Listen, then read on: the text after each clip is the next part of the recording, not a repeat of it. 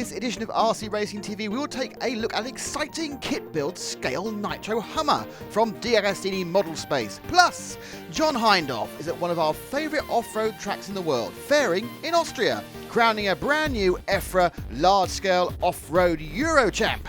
And we'll look at some of the development HPI Racing have put into putting one of those petrol engines into a 1/8 monster truck. Our large-scale off-road final, brought to you in association with MCD, sees Patrick Schweinzer from Austria on pole position here at Fehring. In second place, the German is Alex Schmidt. Then it's Kreisig, Legas, Haynes from Great Britain.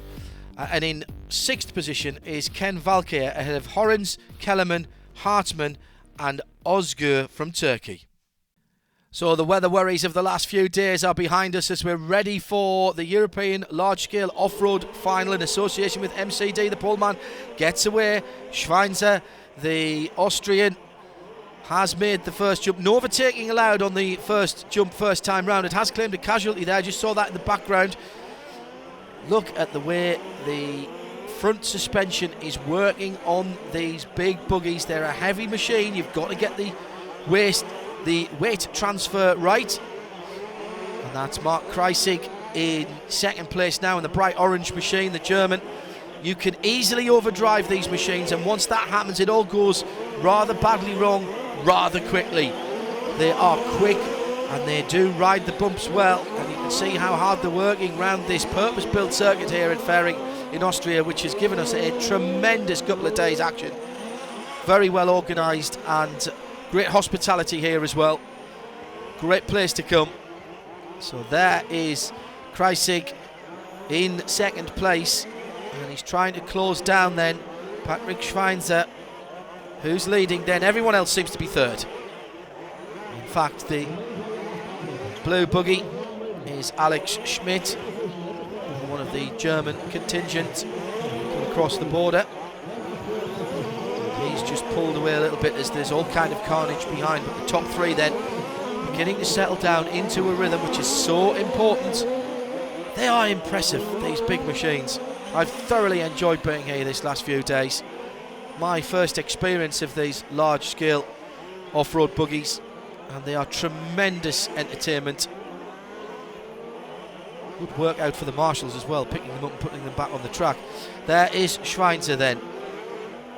As with many of the off-road drivers, it's not about sliding the vehicles around. It is about economy of movement on the sticks and a settled machine around the circuit. Commit early, as you saw Mark doing there in second place. Drift the car using the power, and as you can see there, that dials out some of the inherent understeer, the push that you tend to get with the high levels of suspension movement that these buggies have to have. Bit of an odd line there that you see Mark taking, but that's because of that big bump. He's avoiding the berm there that is in the middle of the track. There is Schmidt in the blue and white machine into the hairpin here. Do like the bridge as well. That's a nice touch here. Lots of changes of surface as well. We did have some quite severe thunderstorms early on in the weekend, which changed the character of the circuit completely, but as you can see now, it's dry. The track with the four-wheel drive and the two-wheel drives have been here this weekend as well. It's polished up and is racing very nicely indeed. As Alex Schmidt now in the blue machine, see, he takes the flyer over the top of that bump, which Mark is definitely missing out, preferring to keep his buggy on the ground. Does that mean he's losing time a little bit? Well, the lap times would say yes, but both of these guys doing a great job, rally style, flicking the buggies into the corner early and then drifting them through on the power.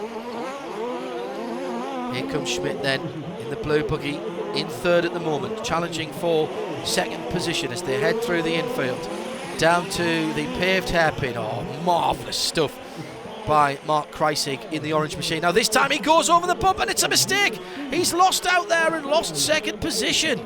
Oh, well, that's the first time he's done it in this final, and immediately he'll be cursing himself. May have been that he just found himself on the wrong line as he came into it and had no option, but as you saw, it completely unsettled his buggy and he's lost the position to Alex Schmidt because of it. Still out in front, by the way. Patrick Schweinzer is away from this battle and just ploughing his own furrow at the moment. Again, lovely stuff there, as you see how much lean there is, how much suspension travel there is. Now, again, both of them taking the fly route there into that hairpin over the bump. So easy to overdrive this piece over the bridge. Oh, and a little mistake again by Mark Kreisig, now in third position. So easy to drive that bridge section too hard, and the moment that you do that, you're not on the optimum racing line. You're drifting away from the apex, the pointy bit of the corner, and you're losing time. Very, very bumpy landing there for Kreisig in third position, but that's pretty good stuff, isn't it, from Alexander Schmidt, the German. Still in second place, committing nice and early to that hairpin. Now there you see Kreisig taking his more usual line, and he's been closed down a little bit there by Christian Lagasse, the Dutch driver. So Lagasse is on his roof, so he's charged towards third position. I've rather cursed him, I'm afraid. Two mistakes very quickly. That looked to me, the green buggy looked like Felix Horrens. Yes, it is. So that means he is now up another position. So Schweinzer leads, Schmidt second, Kreisig third, and now in fourth position is Felix Horrens, up from grid 7. So he is the man on the move at the moment. There is Kreisig in that distinctive orange buggy, and behind him and he's gone wide, he's all over the place there, starting to feel that pressure. Really see on these close-ups how hard the suspension is working. Oh, now that is very good though, isn't it? What I was saying earlier about overdriving it, once you get that part of the circuit right, it just looks fantastic. And Kreisig got that absolutely spot on. 11 kilos in weight, these large-scale off-road machines, and 7 horsepower driving the wheels, all of the wheels in this case. There's our leader, Patrick Schweinzer. 2-stroke, not nitro engines driving these, so we do get through the whole race without the need for a refuel. And I'd expect to be somewhere near 49, 50 laps depending on the pace here, judging by what we saw in the semi-finals. Although it may be at the moment with Schweinzer out front, his lap times have come down a little bit because he's not being pressured, and he's doing the very sensible thing, staying well away from the side of the circuit. Oh, and trying to stay away from Steve Haynes there, the Brit who'd had a moment on the 5 buggy ahead of him, and that is the issue now because he's in the midfield.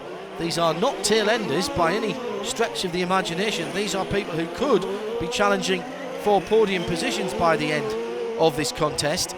And so the leader now has to have his wits about him, use that 7 horsepower wisely. Oh, beautiful. That is just gorgeous to watch. And now he comes into the hairpin area.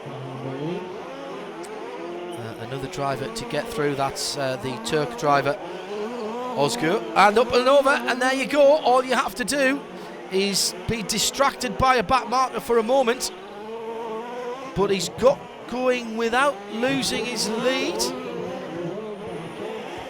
Lost 4 or 5 seconds, I think, as he goes through. So there is Schmidt in second place. So yes, he has held on to the lead. Schweinzer then holds on to it, but with a diminished lead now, and that will have got the blood pumping a little bit, won't it? Now he's going to feel the imperative to repass those cars that he's just passed a couple of moments ago, because he'll start to feel the pressure from that mostly blue buggy that you can see there. That is Alex Schmidt, the German. Wouldn't it be great to see the Austrian take this on his home ground? Fehring in Austria being such... Oh, thank you very much. That camera lens is going to need a wipe. Fehring in Austria being such a great host to this championship and to us here on our MCD coverage of the European large-scale off-roads. And we'll be back with the 4-wheel drive large-scale off-road European Championships right after this. Build and drive the ultimate off-road vehicle, the Hummer H1 remote control car. Go to modelspace.com now to discover how you can build and drive your very own all-terrain vehicle. Get your high-quality parts and step-by-step instructions to build the nitro-powered, radio control-ready Hummer H1. This iconic car is not available in stores, so go to modelspace.com now and get your exclusive offer today.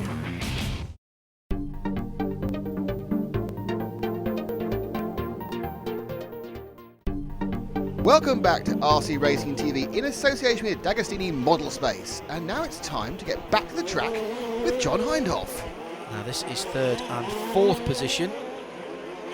Mark Kreisig on the orange. And that is Felix Horrens in fourth position, up from grid 7. And he is looking likely, isn't he? So he just starts to look for a way around. About picking your lines at this point and trying to find where your opponent is perhaps just a little bit weak. Marvellous stuff there, nothing to choose between them, and Horrens just gets a right-hand wheel up onto the bumper on the outside of the circuit. Kicks him sideways for a moment, but that was a good recovery. Now, nothing much you can do through here, just pick your line, stay with him, and then see if you can close him down. Oh, lost a bit of time there. Horrens just trying too hard. Braked a tad too late there on that right-hand hairpin at the end of the lap. Drifted wide, and you saw that cost him probably 3 or 4 buggies lengths to Kreisig, who is still holding on to third position. And another mistake there from Horrens. And that's given Kreisig the opportunity just to pick his own line again. And is that Schmidt ahead of him? No, that's back marker. Just saw a flash of blue there. Hindhaugh gets excited for no apparent reason. Shocker. Should be no surprise to regular viewers. So Horrens then just regaining his composure. Here he comes in the 7. There is Kreisig. Ahead of him, I think that's Peter Hartmann, the Czech Republic driver, on the 9. And that is Kreisig rolling out of that position, out of third position. So Horrens now back up, or at least up, into third position. Despite the mistake we saw earlier on, it's still Schweizer who leads from Schmidt in second, and now Horrens in third position. There's our leader, there's second. I think Schmidt is catching him. At this stage you've got to, I think, as the second place, the chasing driver, you've got to be fairly sensible about what's going on and say to yourself, I know that I'm pushing as hard as I can do these laps, but am I going to be able to do them another second quicker, another 2 seconds quicker? I think you have to be pragmatic. But at the moment, that gap is holding roughly the same. It's about 3.5 seconds as they go across underneath me at the moment, out to the far side of the circuit from us. Our commentary point right over the top of the finish line on that final hairpin. Gives us a panoramic view as well as our TV monitors. There's Alex Schmidt then in second place, the German. It's been a tidy run from him. Can he put pressure, more pressure on the leader? Now that is the third place driver being lapped. Such is the pace of Schweizer and Schmidt at the head of the field. They really are in a class of their own this afternoon. And that was another potential banana skin that's been avoided, but Schmidt through as well in second. So now only these two drivers, the 1 and 2 cars in position 1 and 2, are on the lead lap. Remarkable stuff. This is fabulous driving from Patrick Schweizer. He's not come under any pressure at all since the very start of the race. And if anything, he's pulled out a little bit. Yes, he's up to about 5 seconds now as they go across the line. And I wonder if Schmidt is just settling now for second place. In good control of his buggy, but he's not at the moment being able to close down that gap. If anything, it's going out just a little bit. But traffic now for the leader. And Mark Kreisig is the next man that will go lap back, is it? No, excuse me, that's Peter Hartmann, the Czech Republic driver with the blue on the top. Kreisig's just a little bit further up the road. This isn't, again, a little bit of a heart rate rising moment for the leader. He's got to hope that the other drivers give him room. He's lost a bit of time there. He's lost at least a second, maybe more, in that traffic. But of course, Alexander Schmidt has got to do the same thing as well. Peter Hartmann goes over right in front of the second place man, the Czech Republic driver. Then the leader's off. The leader's gone off in that traffic, but magically manages to scramble back on using all of the grip and then gets caught up. And that's Ozgur, the Turkish driver, unwittingly playing a part in the destiny of the championship there. First and second now absolutely together. And for a moment, I think Schmidt might have just got his nose ahead. Schmidt now with the bone between his teeth, and he goes through. A mistake by the leader as he got too wide coming out onto the grid area of the circuit. Side by side, the battle for the lead, and was there a touch there? He's been told to wait. He's been told to wait, the number one car. I think he should have let him back through there. That'll be looked at. It was certainly a touch that put the Schmidt blue buggy onto the bumpers on the infield part of the circuit, but we've still got a race for the lead. The European large-scale off-road championships, it's in association with MCD, and there's more traffic ahead now. Schweinzer, the Austrian, the local man, or at least in country, leads it from the German. Alex Schmidt in second place. There's no one else in the frame at the moment. Everyone else is at least one lap down or more. And these two are battling it out to the finish. No pit stops in this form of racing. This is the battle to the flag. And Schweinzer has got himself settled down again after that moment of madness that went on when he went off and then he got caught up with someone else's accident. Olin Özgür, the Turkish driver, in the way of the leader. Not, I should say, by design. He just found himself on his roof ahead of Patrick Schweinzer. Around the top end of the circuit again, and that third buggy there, which appears to be catching them, is not in this fight, so let's not worry about that at the moment. Mark Kreisig is still in third position, but is off the lead lap. That's the bright orange buggy that is further back down. In fact, there he is, just on the right hand side of that shot there, heading down to the hairpin, but he's over a lap behind. Two here are the ones to watch, and again it looks like Schweinzer has settled back into his rhythm and is just gradually eking a little bit of a gap out on Schmidt in second place. Now what they don't want is somebody charging back through the field and interfering with their race. Just trying to pick out who that is in behind them. I think it's Felix Horrens. Yes, it is. As the leader then comes through with another stalled car, and I think that was no issue there. That's our second place man. I always sort of take a breath when I see a blue car. So here we go up and look in the right hand side there. That's Alex Schmidt just being put back on his wheels, and that surely is any chance of the victory has gone. I noticed that Horrens pulled over to let him back through there. Horrens was sitting up in the top three at one spot, has dropped back a little bit now, but surely that is the chance, any chance of victory has gone. This is Kreisig and Haynes battling for third position, and it's Kreisig down the inside of the 9, Peter Hartmann.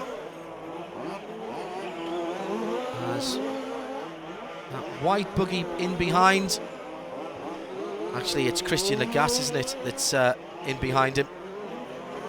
But there is our leader, and surely soon to become European large-scale off-road champion. Our coverage in association with MCD. No chances taken on the final lap by Austrian Patrick Schweinzer. Half a lap to go now. This is almost a victory lap, but he's got to get it home.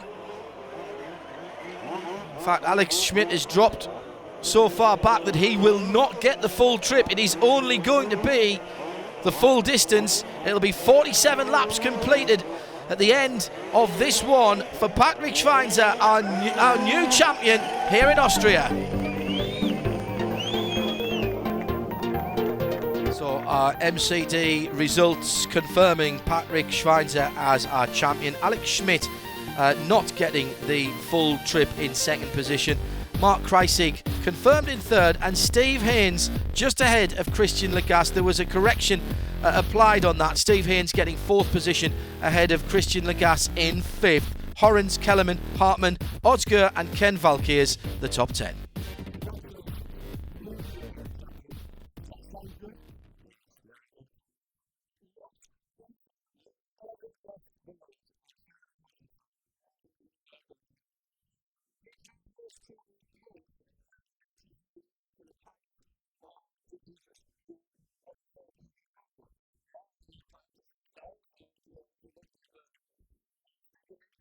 Patrick did well there to watch his noise levels on the EFRA dB meter, as these two-stroke engines can be incredibly loud.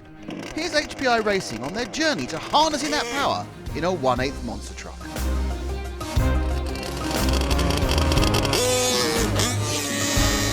Testing and developing the Savage XL Octane has been extra rigorous. Different surfaces, temperatures and trials, the Octane has faced it all. This is Clough Wood, a classic hill climb venue in the heart of the rugged English countryside. We arrived with one thing on our minds: the Savage XL Octane should go, and go long. Well, the Octane does go and go. The huge forward-mounted 300cc fuel tank feeds the efficient 15cc engine, while the massive heatsink and large turbofan keep things cool under the hood.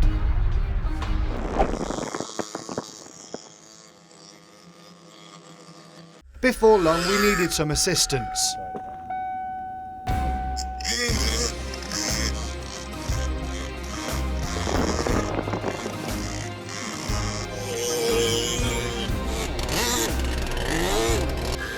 Even though things got steeper, dustier and bumpier, the extra strong quadra clutch and slipper clutch worked perfectly. And closer to the top, we even had to ditch the car. But the Savage XL Octane just wasn't ready to quit.